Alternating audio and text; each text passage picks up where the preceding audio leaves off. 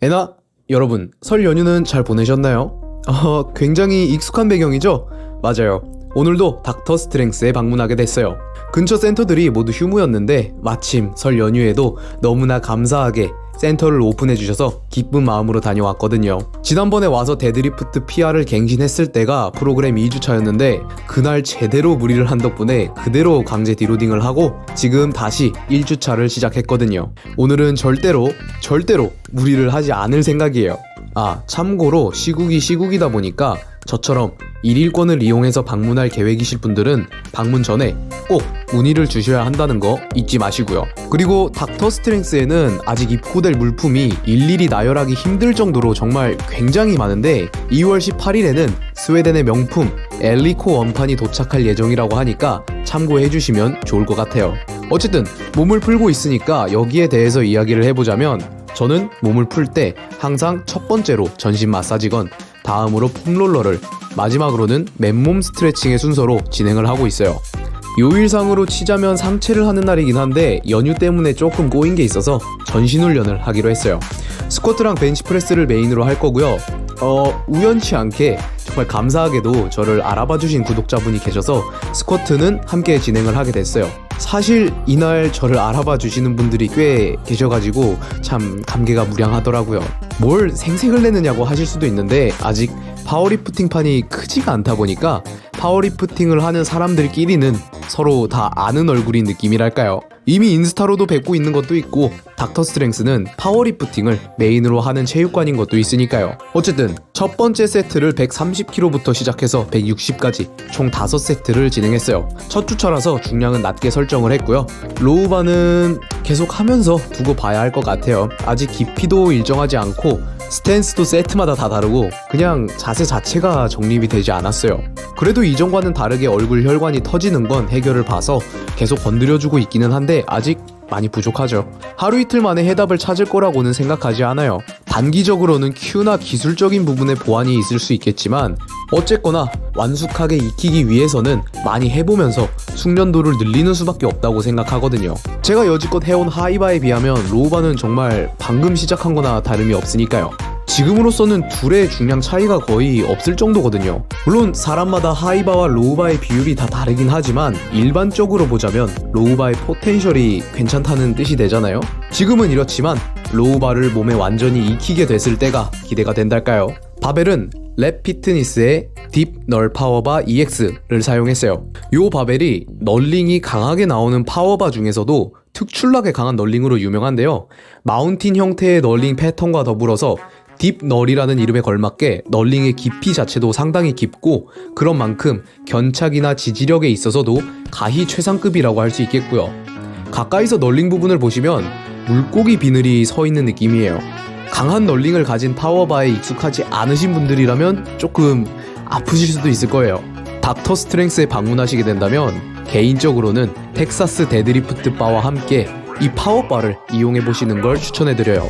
대신 프론트 스쿼트에서는 권장하지는 않는 게 센터 널링 때문에 목 부분이 좀 아프게 눌려버리더라고요. 요거는 좀 참고해주시고요. 다음 메인 종목인 벤치프레스로 넘어왔어요. 예전에는 리프팅쯤에 오면 스쿼트랑 데드리프트를 하기 바빴었는데 이제는 콤보렉에서 벤치프레스 하는 걸 주 목적으로 하고 가게 되는 느낌이 있더라고요. 왜 펫패드는 사용하지 않느냐고 하신다면 제 신체 규격이 작아서 그런 건지 자세가 좀 달라서 그런 건지 펫패드에 눕게 되면 패드가 삼두까지 먹어버리더라고요. 이러니 팔이 패드에 아예 막혀버려서 내려가지를 않으니까 벤치프레스가 아예 안 되는 거 있죠? 그래서 콤보렉을 더 선호하게 되는 것 같더라고요. 물론 엘리코 콤보렉의 감성이 가장 중요하긴 하지만요. 그리고 평소에는 터치앤고를 메인으로 훈련을 하는데 아무래도 첫 주차고 중량 부담이 없으니까 커맨드로 진행을 했어요. 원래 계획했던 건 90kg부터 시작해서 110kg 정도로 마무리를 하려고 했었는데 뭔가 느낌이 괜찮아서 100에서 110으로 뛰어넘고 싱글로 가볍게 민 다음 120으로 바로 올라갔죠. 상체는 안정적이었는데 하체를 잘 사용하지 못했어요. 엉덩이가 약간 떴는데 이게 레그 드라이브 방향이 어긋나 버리면 저렇게 뜨더라고요. 머리 쪽으로 밀어야 하는 건데 약간 대각선 위쪽으로 밀어버린 거죠. 그래도 크게 문제는 없을 것 같아서 중량을 올려서 125로 PR을 시도했어요. 충분히 밀 수 있을 거라는 생각이 들었거든요.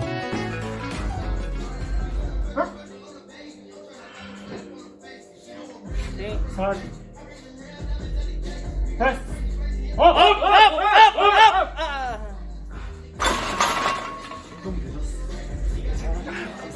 일단 첫 번째 시도는 실패를 했는데 한 번으로 끝내기는 좀 아쉽죠. 게다가 애매한 상태에서 들어간 것도 아니고 밀 수 있겠다 싶어서 들어갔는데 못 밀었으니까 그냥 접지는 못하겠더라고요. 대신 이번에는 퍼즈 대신 터치앤고로 일단 밀어나 보자 하고서 들어갔는데 또 실패를 했죠. 이제 왜 실패를 했는가에 대한 피드백을 해보자면, 나중에 생각을 해보니까 레그 드라이브도 레그 드라이브인데 렉의 위치 조정부터 잘못했지 싶더라고요. 이날은 5번의 핀을 꼽았는데 이게 필요 이상으로 낮았더라는 거죠. 바의 위치가 낮아버리니까 패드에 닿는 승모 부분이 과도하게 눌려서 오히려 긴장을 유지하기가 어려웠는데 승모에 텐션이 실리지 못했다는 거예요. 몸으로 느꼈던 것도 등 중부와 하부에는 텐션이 정말 강하게 왔는데 상부 부근에는 거의 없다시피 했으니까요.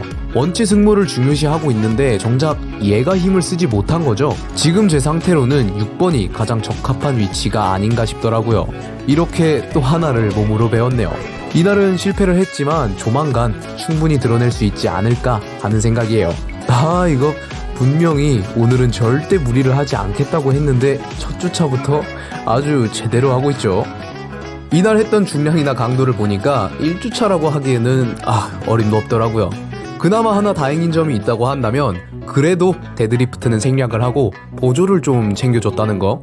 그것도 보조를 한다고 했는데 나중에 보니까 빼먹고 안 한 것들이 꽤 있더라고요. 인스타로 보신 분들은 얘가 이런 것도 했어? 하실 수 있겠는데 이것도 정말 필수적인 것들만 첨부한 거예요. 풀업이나 로우, 2두, 3두까지도 전부 했는데 좀 루즈해질 것 같아서 제외를 했고요. 원래 리프팅 짐에 오는 날이면 스밴드를 싹 조지느냐고 보조를 생략하는 경우가 대부분이었는데 아무래도 바로 얼마 전에 무리를 하다가 빠꾸를 제대로 먹었다 보니까 또 그러고 싶지는 않더라고요. 이것도 뭐 리프팅 짐에 자주 다니다 보면 적응이 되겠죠? 아무래도 매일 오는 게 아니다 보니까 아직은 좀 흥분을 하는 게 있는 것 같아요. 그나마 좀 나아진 거라는 게 레전드랄까요? 됐다. 쑥! 왜 스네치를 하느냐고요? 제가 역도에도 흥미가 좀 있거든요. 제 지난 스네치 PR이 65kg였는데 이날 70을 들고 80까지 그대로 밀고 들어갔죠.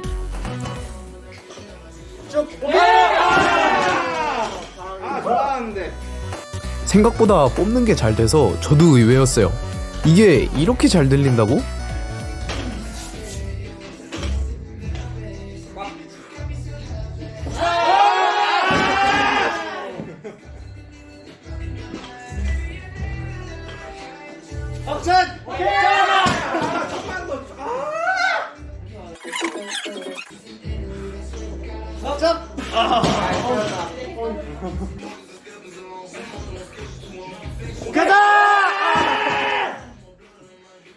원래 한 번 더 하려고 드럼한 거니. 뒤져라.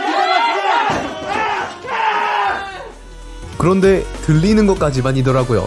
잘 뽑아도 받지를 못하니까 성공이 안 되는 거 있죠? 아마 나중에는 역도도 한다고 까불지 않을까 해요. 일단 이날은 스네치 3차 시도까지 했지만 또 실패를 하고 마무리를 했고요. 오픈 시간에 맞춰서 들어갔는데 해가 다 지고 나온 거 있죠? 일요일은 물론 월요일도 쉬었고 아직도 등이 뻑적지근하네요. 어쨌든 두 번째 닥터 스트렝스 방문 여기서 마무리를 하고요. 저는 다음 영상으로도 찾아뵐게요. 그럼 엔바